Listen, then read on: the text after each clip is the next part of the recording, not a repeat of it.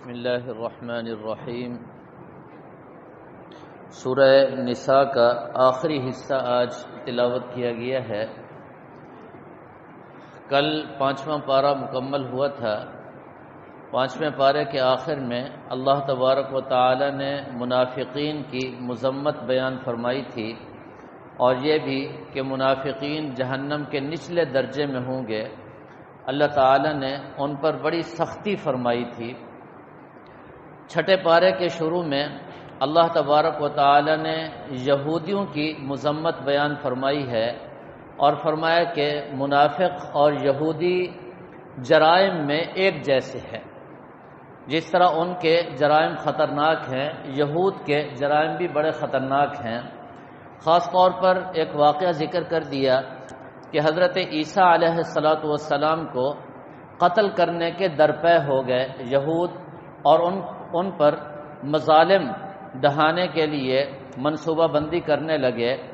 اللہ تعالی نے واضح طور پر فرما دیا وما قتلوہ یقیناً وہ ان کو قتل نہیں کر سکے، بل رفعہ اللہ نے حضرت عیسیٰ علیہ السلام کو آسمانوں پر اٹھا لیا۔ اس کے ساتھ ساتھ چھٹے پارے کے شروع میں ایک اصول ارشاد فرما دیا، لا يحب اللہ الجہر بالسوء من القول الا من ظلم۔ فرمایا کہ یہ غیبت کرنا اور کسی کو برا بھلا کہنا اس کی اجازت نہیں ہے، ہاں صرف مظلوم آدمی کو اجازت ہے کہ وہ ظالم کے خلاف زبان کھول سکتا ہے، اگر وہ کچھ کہنا چاہے تو اس کو اجازت ہے۔ اور مظلوم کی بد دعا سے بھی بچنے کا حکم ہے۔ فرمایا اس کی دعا اور اسی طرح ماں باپ کی دعا اور اللہ تعالیٰ کے درمیان کوئی حجاب نہیں ہے، تو مظلوموں کی بد دعا سے ڈرنا چاہیے۔ اس کے بعد اللہ تبارک و تعالی نے خطاب نصارہ کو بھی فرمایا۔ نصارہ کہتے تھے ان اللہ ثالث ثلاثہ، حضرت عیسیٰ علیہ السلام 3 خداؤں میں سے ایک خدا ہیں۔ ان کا خیال یہ تھا کہ ایک خدا اللہ تعالی ہیں اور دوسرے حضرت عیسیٰ اور تیسرے حضرت مریم۔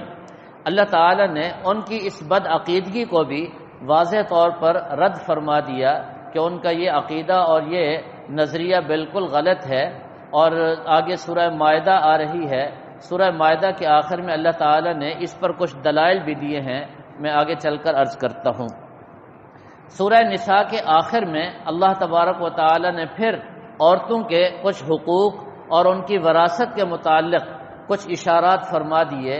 میں کل آپ حضرات کو بتا چکا ہوں کہ سورہ نساء میں زیادہ تر عورتوں کے احکام اور مسائل، خاص طور پر ان کی وراثت اور ان کا حق مہر اور ان کی معاشرتی زندگی کے حوالے سے اللہ تعالی نے اہم ہدایات ارشاد فرمائی تھیں۔ تو آخر میں یہ بھی فرما دیا کہ عورتوں کی جو وراثت ہے اس کا خیال رکھنا چاہیے۔ اس کے بعد سورہ مائدہ تلاوت کی گئی۔ یہ سورہ مبارکہ بھی مدنی ہے۔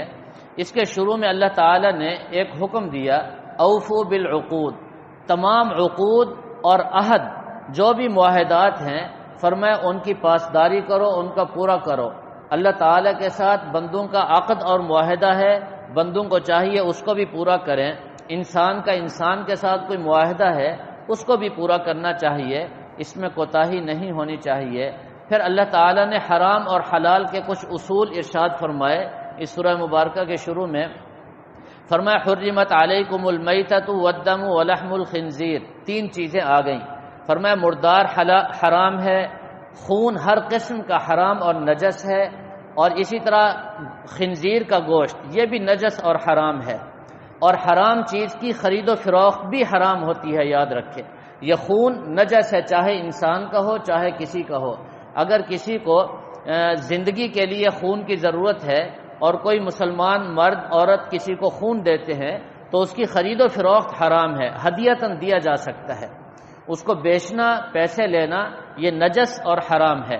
اور چوتھی چیز وما اہل لغیر اللہ بھی، اللہ کے علاوہ کسی کے نام پر کوئی جانور ذبح کیا جائے، کوئی چیز بھی ہو، فرمایا وہ بھی حرام ہے۔ جو چیز بھی دینی ہو صرف اور صرف اللہ کے نام پر۔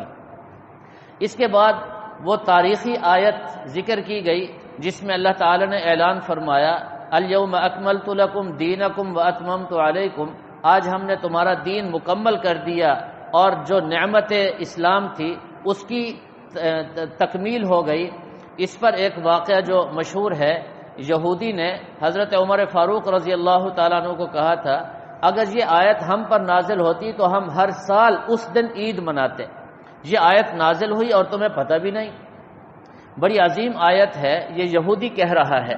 حضرت عمر فاروق رضی اللہ تعالیٰ نے بڑا عجیب جواب دیا، فرمایا کہ جس وقت یہ آیت نازل ہوئی، جس جگہ یہ آیت نازل ہوئی اور جس دن یہ آیت نازل ہوئی، میرے آنکھوں کے سامنے ہے وہ نقشہ، عرفات کا میدان تھا، جمعۃ المبارک کا دن تھا، فرمایا اس دن تو ہماری 2 عیدیں تھیں، تم ایک عید کی بات کر رہے ہو، جب یہ آیت نازل ہوئی تو اس دن 2 عیدیں تھیں، جمعۃ المبارک اور اسی طرح میدان عرفات حج کا دن۔ اس کے بعد اللہ تعالی نے شکار کے کچھ احکام ذکر فرمائے اور سورہ مائدہ کے آخر میں بھی جا کر دوبارہ ان کو ذکر فرمائیں گے۔ اس میں جو بنیادی طور پر بات ذکر کی ہے، فرمایا کلب، کتا یا کوئی بھی درندہ ہو، فرمایا وہ معلم ہو، معلم سکھایا گیا ہو، اس کو ٹریننگ دی گئی ہو، اس کی تربیت کی گئی ہو، اور فرمایا کہ اس کو کسی شکار پر چھوڑا جائے اللہ کا نام لے کر، فرمایا وہ شکار کرے تو وہ حلال ہے۔ اور اگر کوئی جانور معلم نہ ہو، اس کی تربیت نہ کی گئی ہو، یا اس پر اللہ کا نام لے کر نہ چھوڑا گیا ہو، اگر وہ جانور جا کر شکار کرے گا تو وہ حرام ہے۔ اس کے بعد اللہ تعالی نے ایک اصول ارشاد فرما دیا کہ ساری پاکیزہ چیزیں حلال کر دی گئی ہیں اور ساری گندی اور نجس چیزیں اللہ تعالی نے حرام فرما دی ہیں۔ حلال اور حرام کرنا یہ صرف اور صرف اللہ اور اللہ کے رسول صلی اللہ تعالی علیہ وسلم کا حق اور ان کو اختیار ہے، کوئی انسان یہ فیصلے نہیں کر سکتا۔ اس کے بعد اللہ تعالی نے آیت وضو کو ذکر فرمایا۔ وضو کے 4 رکن ہیں، آپ سب حضرات جانتے ہیں، چہرے کو دھونا، ہاتھوں کو کوہنیوں سمیت دھونا، سر کا مسح کرنا اور پاؤں کو ٹخنوں سمیت دھونا۔ اس کے بعد پھر تیمم کا حکم ہے، اور اس کے بعد اللہ تعالی نے پھر یہود کی طرف خطاب کو متوجہ کیا اور ان پر اپنی نعمتوں کو ذکر فرمایا۔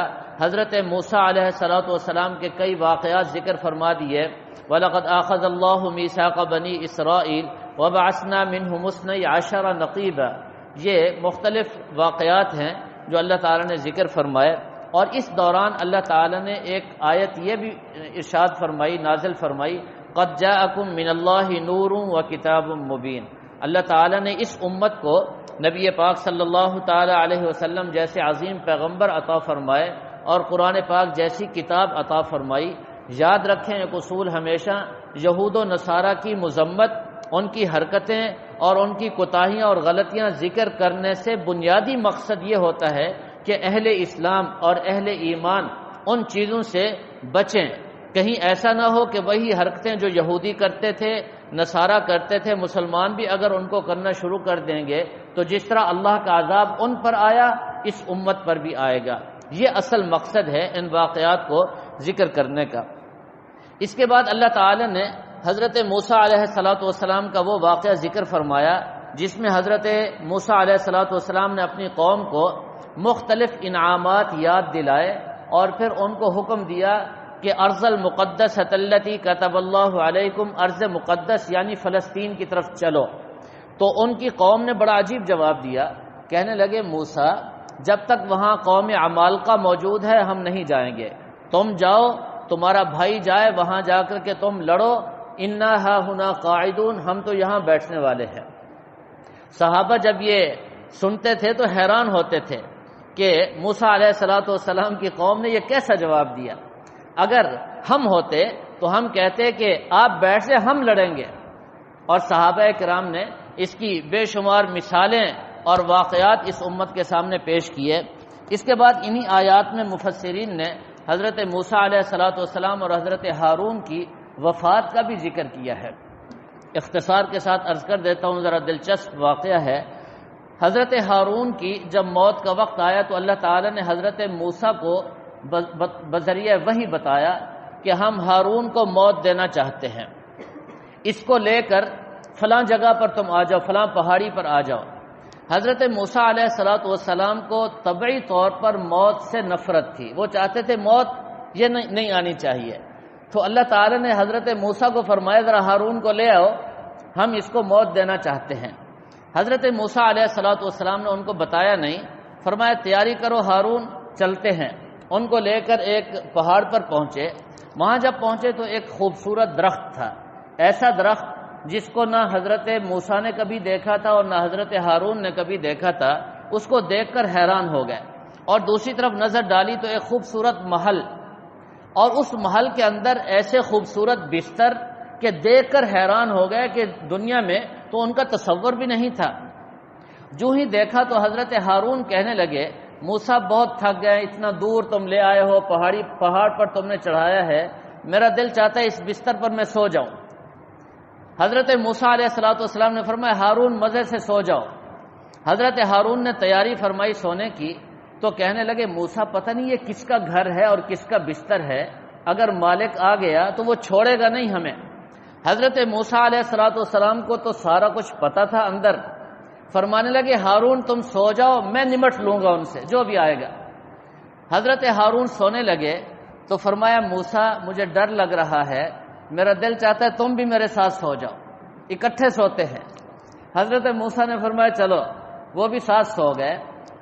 اور مزے کی بات حدیث میں یہ آتی ہے کہ حضرت ہارون جب سونے لگے تو فرمایا موسیٰ میری آنکھوں کو دیکھ لو، ان کو اچھی طرح بند کر دو، مجھے نیند آ رہی ہے۔ حضرت موسیٰ علیہ السلام نے آنکھیں بند کر دیں اور حضرت ہارون سو گئے۔ حضرت موسیٰ علیہ السلام اٹھ گئے اور اسی حالت میں موت آ گئی۔ اب تھوڑی دیر کے بعد حضرت موسیٰ علیہ السلام نے دیکھا کہ فرشتے آئے، وہ درخت بھی اور یہ پورا محل بھی اس کو اٹھا کر اوپر چلے گئے۔ حضرت موسیٰ دیکھتے رہ گئے، وہ چلے گئے۔ حضرت موسیٰ علیہ السلام جب واپس آئے، قوم تو بڑی عجیب تھی، شور مچا دیا موسیٰ تو اپنے بھائی کو ساتھ لے کر کے گیا تھا اور اکیلا آ رہا ہے، بھائی کہاں گیا؟ حضرت موسیٰ علیہ السلام نے فرمایا وہ تو موت آ گئی، ان کو فوت ہو گئے۔ قوم نے کہا نہیں، تم نے جا کر ان کو قتل کیا ہے، تم قاتل ہو۔ اس پر ایک نیا تنازع اور جھگڑا کھڑا ہو گیا۔ حضرت موسیٰ علیہ السلام پریشان ہوئے، اللہ تعالیٰ سے دعا کی، چنانچہ اللہ تبارک و تعالیٰ نے وہ محل دوبارہ اتارا۔ حضرت ہارون سوئے ہوئے تھے اور موت کی حالت میں تھے، قوم نے دیکھا، پھر قوم نے جان چھوڑی۔ ایک واقعہ یہ ذکر کیا گیا، اور بعض روایات میں یہ بھی آتا ہے کہ فرشتے حضرت ہارون کو موت کی صورت میں لے کر آئے اور قوم سے گزر کر چلے گئے، اور ان کو پتہ چل گیا کہ حضرت ہارون کی وفات ہو گئی ہے۔ بخاری اور مسلم میں حدیث ہے، حضرت علی رضی اللہ تعالیٰ عنہ کی ایک روایت بھی ہے، وہ ذرا مختصر ہے۔ حضرت ابو ہریرہ رضی اللہ تعالیٰ عنہ کی روایت ذرا تفصیلی ہے۔ حضرت موسیٰ علیہ السلام کے پاس اللہ تعالیٰ نے اپنا فرشتہ بھیجا کہ جاؤ میرے موسیٰ سے پوچھو کہ ہم تمہیں موت دینا چاہتے ہیں، کیا خیال ہے؟ حضرت موسیٰ علیہ السلام کے بعد جب ملک الموت آیا، اسرائیل علیہ السلام موت کا فرشتہ، تو جب یہ ذکر کیا تو حضرت موسیٰ علیہ السلام نے زور سے تھپڑ مارا اور ان کی آنکھ میں نکل گئی۔ حضرت اسرائیل علیہ السلام اللہ تعالیٰ کے پاس روتے ہوئے پہنچے کہ آپ نے مجھے کس کے پاس بھیجا؟ وہ تو اتنے غصیلے تھے کہ موت کا نام سنتے ہی انہوں نے مجھے زور سے تھپڑ مار دیا۔ اللہ تعالیٰ نے حضرت اسرائیل علیہ السلام کو فرمایا دوبارہ جاؤ، وہ میرے پیغمبر ہیں اور کسی بھی نبی کو ملک الموت آ کر بغیر اجازت کے ان کا روح قبض نہیں کر سکتا، پہلے اجازت لیتا ہے۔ بہرحال فرمایا دوبارہ جاؤ اور ان کو کہو کہ یہ جانور ہے، اس کے اوپر تم ہاتھ رکھو، اس کے نیچے جتنے بال آئیں گے اتنا ہم تمہیں دنیا میں زندہ رکھیں گے۔ حضرت موسیٰ علیہ السلام نے یہ عمل کیا، پھر فرمایا اچھا یہ بتاؤ اس کے بعد کیا ہوگا؟ فرمایا پھر موت نے تو آنا ہے۔ فرمایا چلو تب بھی جانا اب بھی جانا، لے جاؤ مجھے۔ یہ بھی یہاں پر تھوڑا سا مفسرین نے لکھا ہے۔ اس کے بعد اللہ تعالی نے حابیل اور قابیل کا واقعہ ذکر فرمایا۔ حضرت آدم علیہ السلام کی شریعت میں حکم یہ تھا کہ 2 بچے پیدا ہوتے تھے، ایک بیٹا اور ایک بیٹی ایک وقت میں، اور دوسرے وقت میں دوسرا بچہ اور بچی پیدا ہوتے تھے، اور ان کے ہاں شریعت میں نکاح کا حکم یہ تھا کہ جو دوسرے وقت کی بہن ہوتی تھی وہ پہلے بھائی کے نکاح میں، اور دوسرے وقت کا جو بھائی ہوتا تھا وہ پہلے وقت کی بہن کے ساتھ نکاح کرتا تھا۔ حضرت آدم علیہ السلام نے حابیل اور قابیل کو بلایا، جب یہ نکاح کے قابل ہوئے، ہاں بھئی نکاح کا کیا ارادہ ہے؟ قابیل کے ساتھ جو بہن پیدا ہوئی تھی وہ بڑی حسین اور خوبصورت تھی، وہ حابیل کے حصے میں آ رہی تھی، اور حضرت حابیل کے ساتھ جو بہن پیدا ہوئی تھی وہ ذرا بدصورت تھی، زیادہ خوبصورت نہیں تھی، وہ قابیل کے نکاح میں آنی تھی۔ تو قابیل نے کہا میں تو نکاح نہیں کرتا، میں لوگوں کو کیا جواب دوں گا؟ اس کے بچے ہوں گے خوبصورت ہوں گے اور میرے بچے ہوں گے وہ ایسے ویسے ہوں گے۔ اس کو حسد شروع ہو گیا اپنے بھائی حابیل پر۔ تو حضرت آدم علیہ السلام نے فرمایا تم دونوں بیٹھو، تم دونوں اللہ کے راستے میں صدقہ دو، قربانی پیش کرو، جس کی قربانی اللہ تعالیٰ قبول کریں گے اس خوبصورت لڑکی کا نکاح اس کے ساتھ کریں گے۔ تو دونوں نے قربانی پیش کی۔ اللہ تعالیٰ نے آسمان سے سفید آگ نازل فرمائی، حابیل کی قربانی کو قبول کر لیا گیا اور قابیل کی قربانی کو مردود اور مسترد کر دیا گیا۔ تو قابیل نے غصے میں آ کر حسد میں کہنے لگا لأقتلنک، میں تو ضرور قتل کروں گا، اس کو نہیں چھوڑوں گا۔ یہ سب سے پہلا قتل ہے اور یہ حسد کی بنیاد پر ہے، یہ بات یاد رکھیں۔ ان کو حسد ہوا تھا اور ایک عورت کی محبت، عورت کی وجہ سے قتل ہوا سب سے پہلے، اور قیامت تک جتنے بھی قتل ہوں گے ان سب کا گناہ قابیل کو پہنچتا رہے گا۔ قابیل نے حابیل کو قتل کر دیا۔ قتل کرنے کے بعد اب بڑا پریشان ہوا۔ پہلے تو اس لیے پریشان تھا کہ میں قتل کیسے کروں۔ شیطان بھی بڑا عجیب ہے، شیطان ابلیس آیا ایک پرندے کو لے کر، ایک پتھر کے اوپر اس کو رکھا اور دوسرے پتھر کو اس کے اوپر مارا، وہ پرندہ مر گیا۔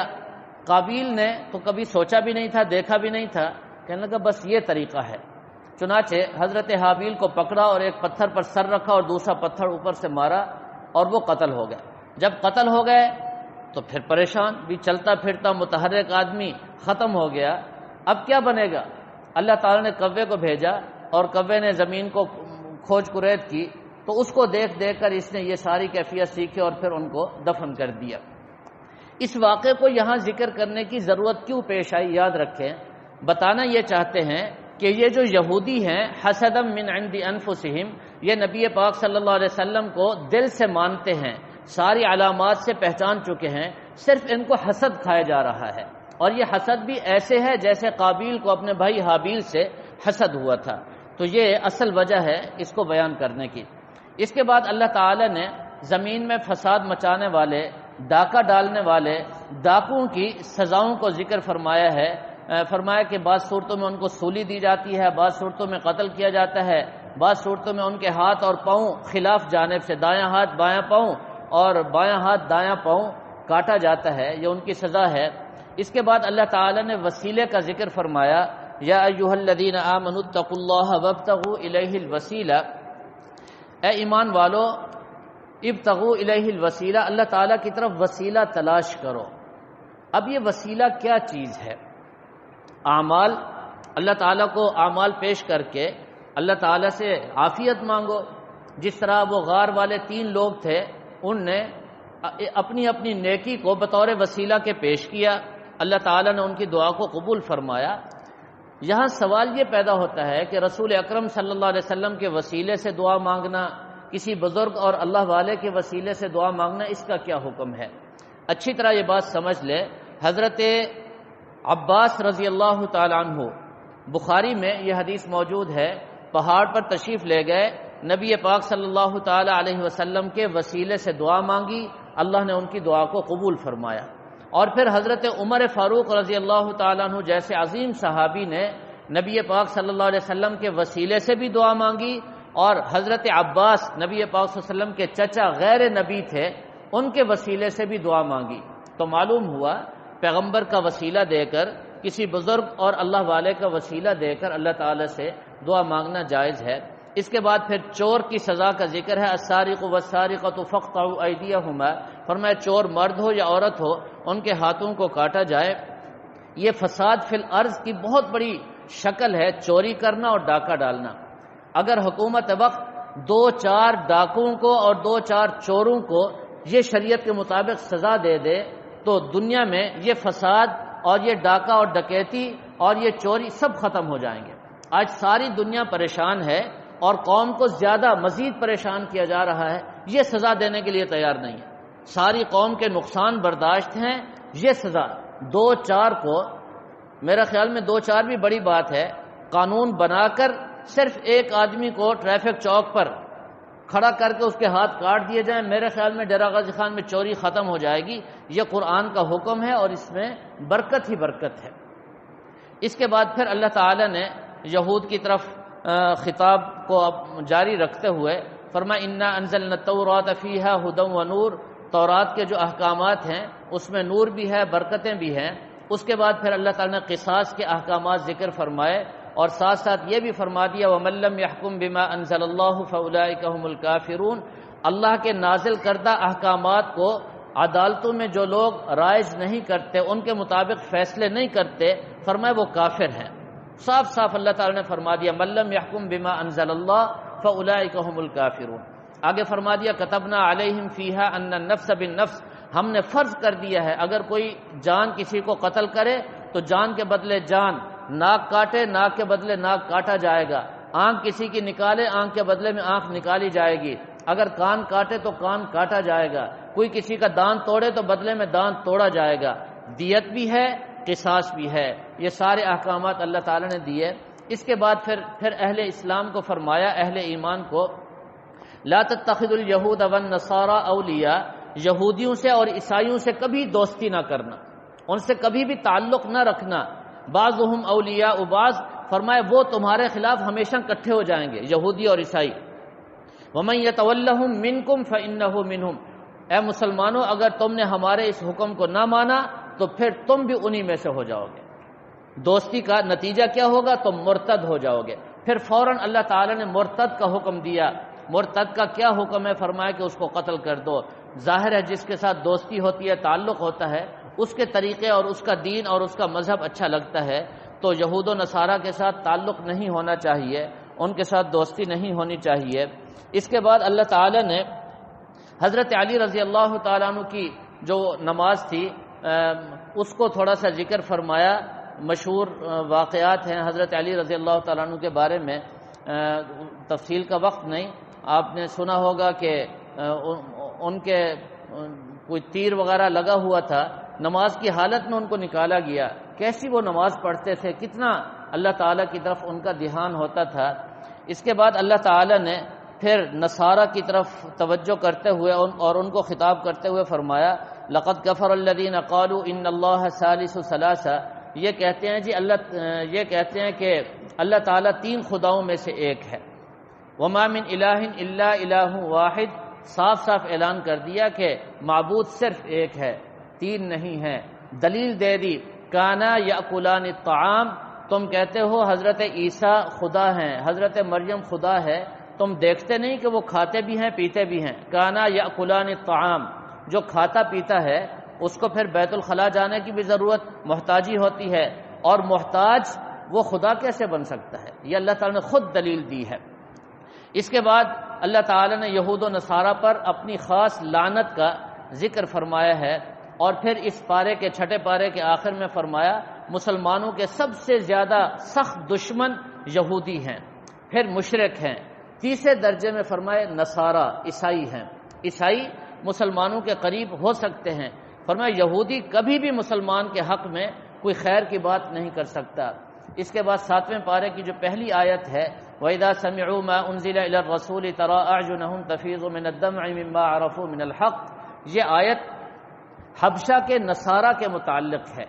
جب مسلمان ہجرت کر کے حبشہ پہنچے اور وہاں جا کر مسلمانوں نے قرآن پاک کی تلاوت کی تو نصارہ عیسائیوں نے جب قرآن سنا، اللہ تعالیٰ خود فرماتے ہیں تَرَىٰ أَعْيُنَهُمْ تَفِيضُ مِنَ الدَّمْعِ، ان کی آنکھیں آنسو بہائیں گی، اتنا وہ روئے قرآن کو سن کر، ان کی داڑھیاں تر ہو گئی، ان کے سینے تر ہو گئے۔ فرمایا کہ جب عداوت اور بغض نہ ہو، قرآن کی مخالفت نہ ہو، قرآن کو پڑھو، فرمایا کہ قرآن کی بڑی تاثیر ہے، دل نرم ہو جاتا ہے، آنکھیں بہہ پڑتی ہیں۔ اس کے بعد اللہ تعالی نے پھر حرام سے بچنے کا خاص طور پر حکم دیا، اور ساتھ ساتھ یہ بھی فرما دیا کہ یمین منعقدہ، قسم کی 3 قسمیں میں دوسرے پارے میں بتا چکا ہوں۔ ایک ہے یمین لغو، یمین لغو اس قسم کو کہتے ہیں کہ کوئی واقعہ ہو چکا، آپ نے اپنے خیال میں صحیح قسم کھائی ہے، آپ نے کہا ہو گیا، حالانکہ ہوا نہیں تھا، لیکن آپ کو پتہ یہ ہے کہ یہ ہو گیا تھا، آپ نے قسم کھا لی، یہ یمین لغو ہے۔ دوسری ہے یمین غموس، واقعہ ہوا گزشتہ زمانے میں، آپ کو پتہ ہے نہیں ہوا، لیکن آپ قسم کھا کر کہتے ہیں ہوا ہے، یہ یمین غموس ہے، یہ انسان کو جہنم میں ڈبو کر رہے گی، بڑی سخت قسم ہے۔ اور تیسری قسم یمین منعقدہ، آنے والے وقت میں کسی کام کے کرنے یا نہ کرنے کے بارے میں کوئی انسان قسم کھائے تو اس کو حکم ہے کہ وہ قسم کو پورا کرے جیسے قسم اس نے کھائی ہے، اور اگر وہ اپنی قسم کو توڑ بیٹھا ہے تو اس کو کفارہ دینا پڑے گا، 10 مساکین کا کھانا ہے یا 3 روزے ہیں۔ اس کے بعد اللہ تعالی نے شراب اور جوا وغیرہ کی حرمت کو بیان کیا اور اس کے اسباب اور وجوہ بھی بیان کر دیے کہ اس سے نفرتیں اور بغض اور عداوت پیدا ہوتی ہے۔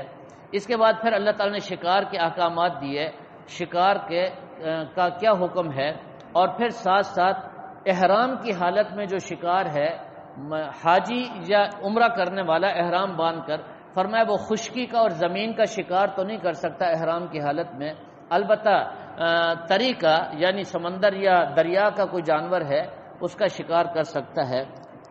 اس کے بعد اللہ تعالیٰ نے فرمایا قُلْ لَا يَسْتَوِي الْخَبِيثُ وَالطَّيِّبُ، خبیث اور طیب یہ دونوں برابر نہیں ہو سکتے، وَلَوْ أَعْجَبَكَ كَثْرَةُ الْخَبِيثِ، تمہیں خبیثوں کی کثرت اگرچہ اچھی لگے، خبیث بہت سارے جمع ہو جائیں گندی چیزیں اور وہ چمک دمک بھی، فرمایا یہ برابر نہیں ہو سکتے، طیب تو طیب ہے، پاکیزہ چیز تو پاکیزہ ہے۔ اس کے بعد فرمایا کہ زیادہ سوالات نہ کیا کرو، حسن السؤال نصف العلم، اچھا سوال ہو تو ضرور کرو، وہ آدھا علم ہے، بلا ضرورت سوالات نہیں کرنے چاہیے۔ اس کے بعد مشرکین کے کچھ جانور وہ اللہ کے غیر کے نام پر ذبح کرتے تھے، ان کی حرمت کو اللہ تعالی نے ذکر فرما دیا۔ اس کے بعد فرمایا کہ یا ایھا الذین آمنوا علیکم انفسکم، اے مسلمانوں تم پر تمہارا اپنا نفس، اپنے نفس کو لازم پکڑ لو، اپنی فکر کرو، دوسروں کی فکر بعد میں، پہلے اپنی فکر۔ لا یضرکم من ضل اذا اهتدیتم، اگر دوسرے لوگ گمراہ ہو جائیں تمہارا کیا، تمہیں ہدایت ملنی چاہیے۔ ہمارے ہاں آج کل ہر ایک کی فکر یہ ہے کہ ہم یہ انگلی دوسرے کی طرف کرتے، اس کی اصلاح ہو جائے، اس کی اپنی اصلاح کی فکر نہیں کرتے۔ اس فائدہ تب ہوگا جب یہ انگلی کا رخ اپنی طرف ہو، سب سے پہلے ہم اپنی فکر کریں۔ اس کے بعد پھر اللہ تعالی نے وصیت کے کچھ احکامات ذکر فرمائے، اور اس کے بعد اللہ تعالی نے قیامت کے دن کے کچھ حالات اور واقعات بھی ذکر فرمائے۔ سورہ مائدہ کو مائدہ کیوں کہتے ہیں؟ دسترخوان اس کا معنی ہے، جو اللہ تعالی نے دسترخوان نازل فرمایا تھا اس کا ذکر فرما دیا۔ اور اس سورہ مبارکہ کے آخر میں عیسائیوں کو اور نصارہ کو خطاب کرتے ہوئے فرمایا دیکھو کل قیامت کے دن ساری کائنات کے لوگ ہوں گے، ہم حضرت عیسیٰ سے پوچھیں گے، انت قلت للناس، تم نے لوگوں کو کہا تھا اتخذونی کہ مجھے معبود بنا لو، حضرت عیسیٰ جواب دیں گے قال سبحانک، اے اللہ آپ تو پاک ذات ہے، میں نے ان کو کب کہا، میں نے تو نہیں کہا۔ حضرت عیسیٰ علیہ الصلوۃ والسلام جب کہیں گے تو پھر ان نصارہ اور عیسائیوں کا کیا بچے گا؟ کچھ بھی نہیں بچے گا۔ بہرحال اس کے بعد وہ کلمات آ گئے جو نبی پاک صلی اللہ علیہ وسلم رات بھر نماز میں پڑھا کرتے تھے، ان تعذبہم فانہم عبادک وان تغفر لہم فانک انت العزیز الحکیم، اے اللہ یہ تیرے بندے ہیں، اگر تو ان کو عذاب دے گا ہیں تو تیرے بندے، اور اگر تو ان کو بخش دے گا تو عزیز بھی ہے، حکمتوں والا بھی ہے۔ اور آخر میں صحابہ کرام کی ایک خاص شان اور صفت بیان فرما دی، رضی اللہ عنہم ورضوا عنہ، اللہ ان سے راضی ہیں اور وہ اللہ سے راضی ہیں۔ خلاصہ یہ ہوا کہ یہ ساری آیات اور یہ سارے واقعات جس طرح صحابہ نے سمجھے اور ان پر عمل کیا، عقیدہ تم بھی ویسا بناؤ، اعمال بھی ویسے بناؤ، جس طرح اللہ صحابہ پر راضی ہو گئے تم بھی کوشش کرو کہ اللہ تعالیٰ اسی طرح ہم پر بھی راضی ہو جائیں۔ اللہ تعالیٰ ہم سب کو سمجھنے اور عمل کرنے